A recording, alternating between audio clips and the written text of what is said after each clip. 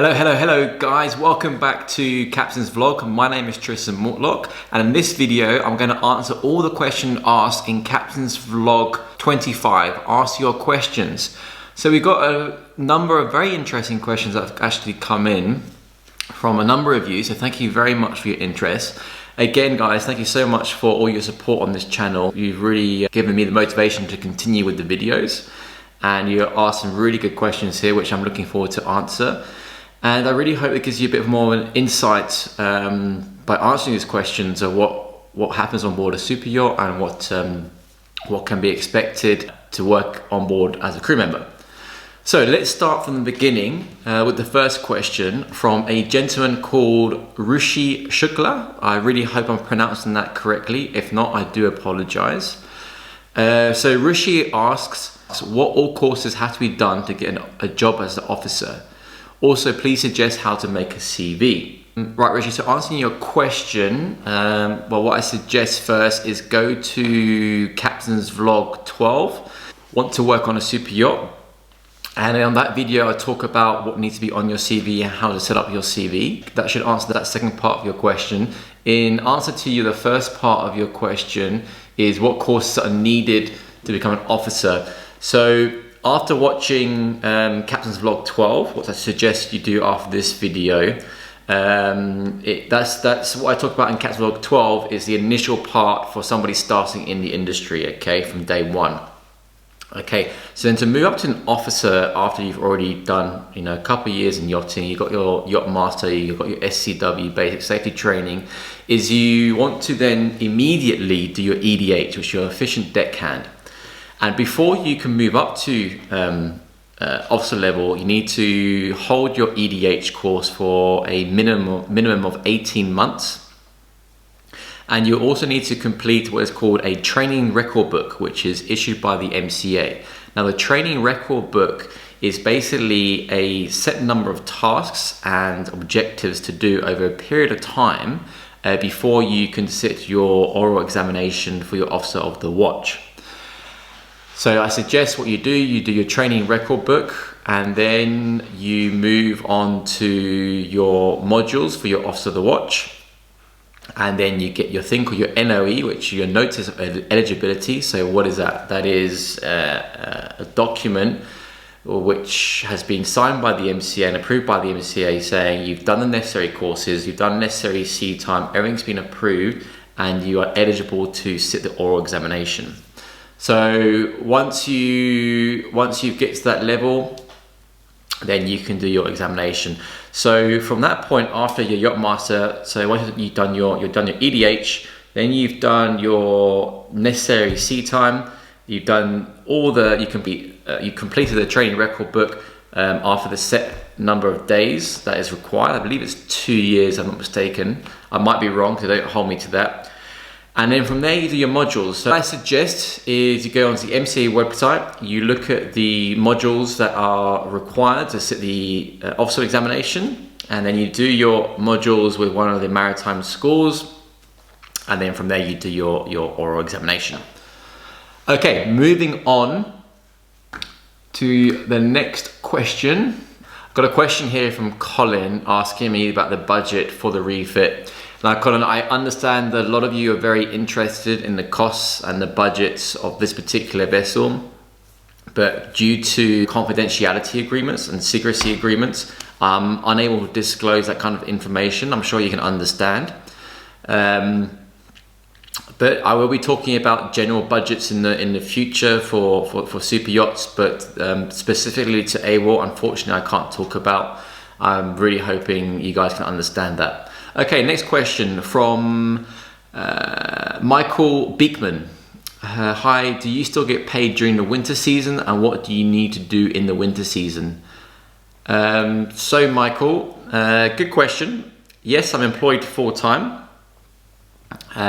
What we do in the winter season as the crew is we are project managing the refit. We are also maintaining our certification on board. We are maintaining the accounting on board as well. What I'm also doing is doing all the itineraries already now for next season. We've got inquiries and charter bookings coming in. I'm also helping with the marketing of the boat, so on our social networks. And on top of that, trying to promote AWOL to get a broader audience that become familiar with the boat. What kind of graduation do you need to become a captain?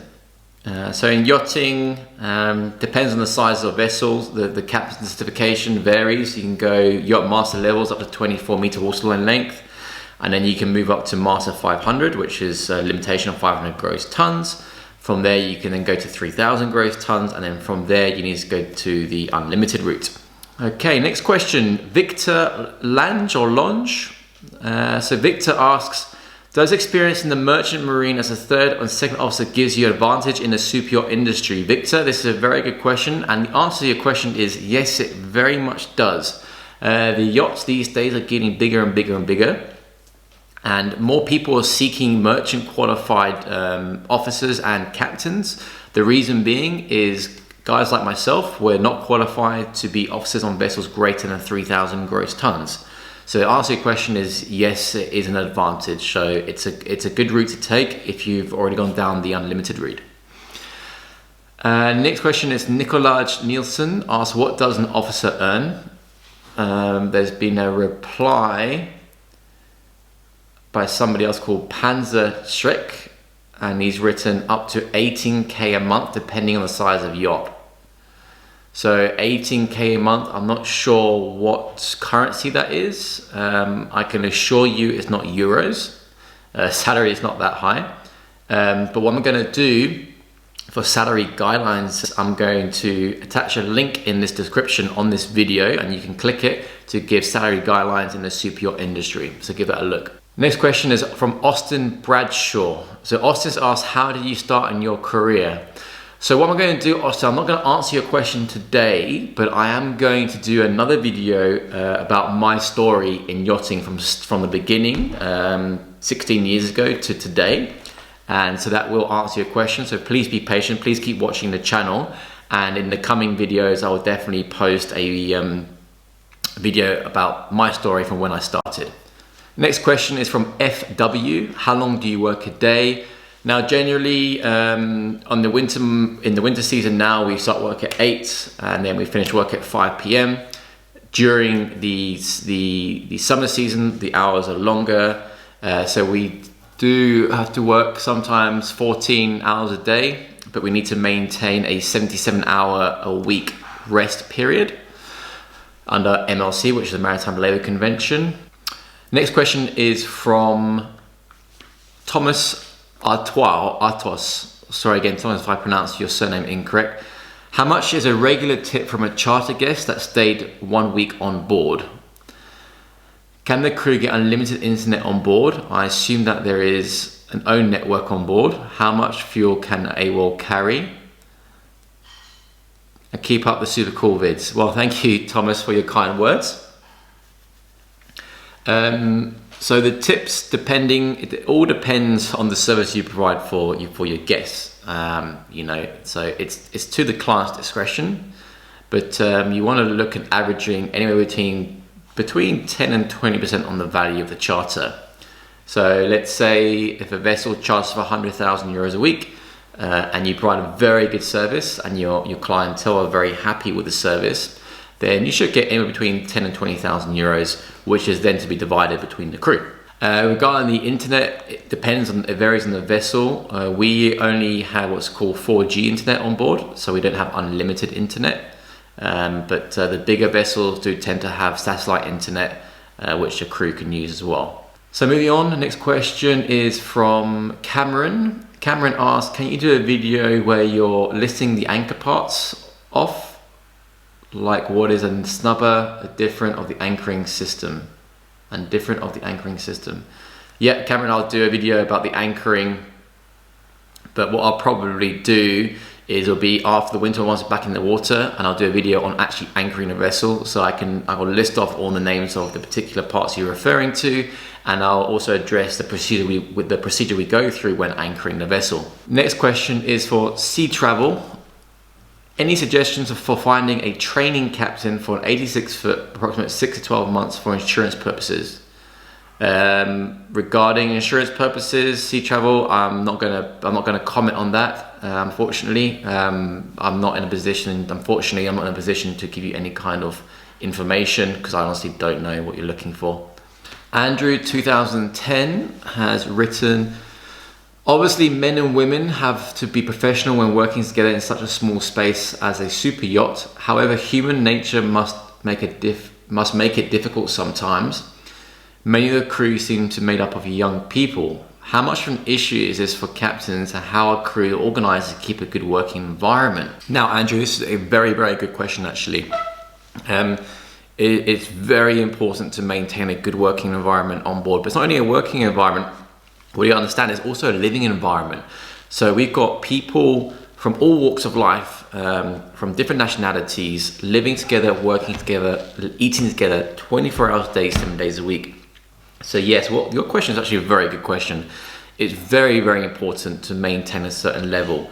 So what we do on board, the senior officers and myself, is the interview process is very detailed, and we want to find the right person for the job, but not only for the job, the person that we feel that we can live with.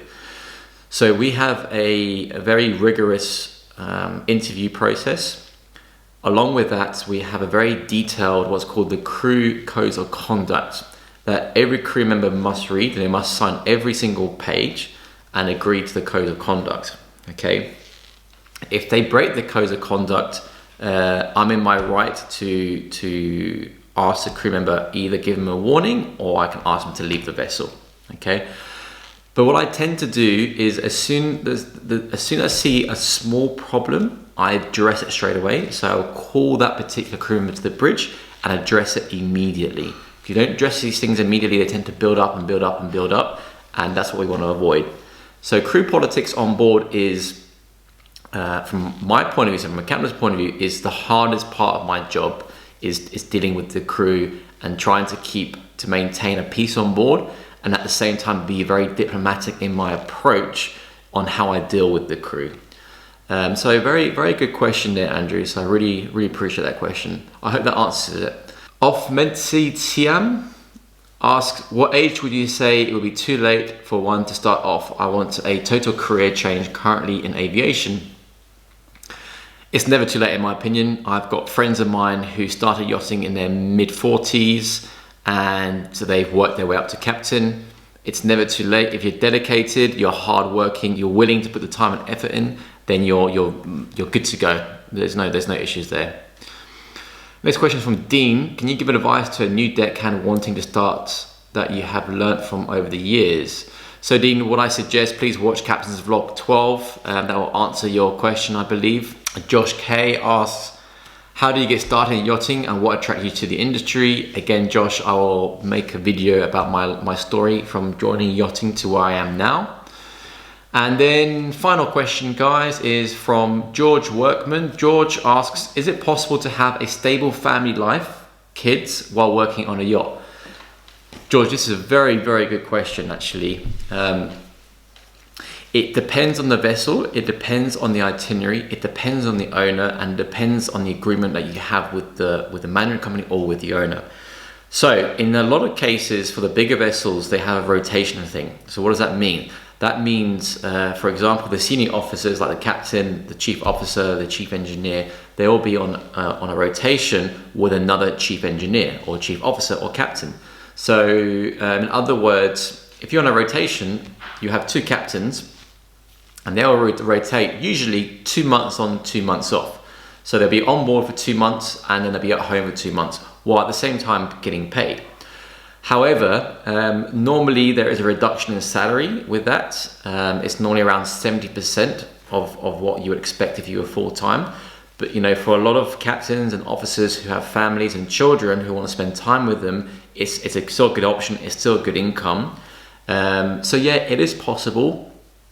For myself, it will be probably a little bit more difficult because I'm not on rotation. It's a conversation I've had with my partner multiple times, and I'm sure we'll find a solution. I have friends of mine who are sole captains on board. They've got families and they seem to manage. It's not the easiest family life in the world. You do tend to miss out on a lot of family events. I know we have over the years. It is tough, but I really love it. I've done it since I was 16 years old. It's the only thing I know, and I wouldn't change it for the world, to be honest with you. But a very, very good question there, George. Okay, guys, so I'm hoping that I've answered all your questions. You've asked some very good questions, and again, some of the answers will be in Captain's Vlog 12, so please give that a quick visit, have a look at that, see what you think. And then I'll do another Q&A maybe in a couple of weeks, a couple of months' time to answer any follow-up questions that you might have. Anyway, so wishing you guys all a great day. Please like, please subscribe, please share with your friends and your family and anybody else that may be interested in yachting. And I look forward to seeing you guys in the next video. I'm going to show you the updates on AWOL in the shipyard. The guys are really cracking on now, so really seeing some progression. So very happy at the moment. Also, I want to introduce you guys both to the engineers. I believe you guys met Will in the last video. You haven't met Craig yet, so we'll do the introduction and then we'll go from there. Ciao.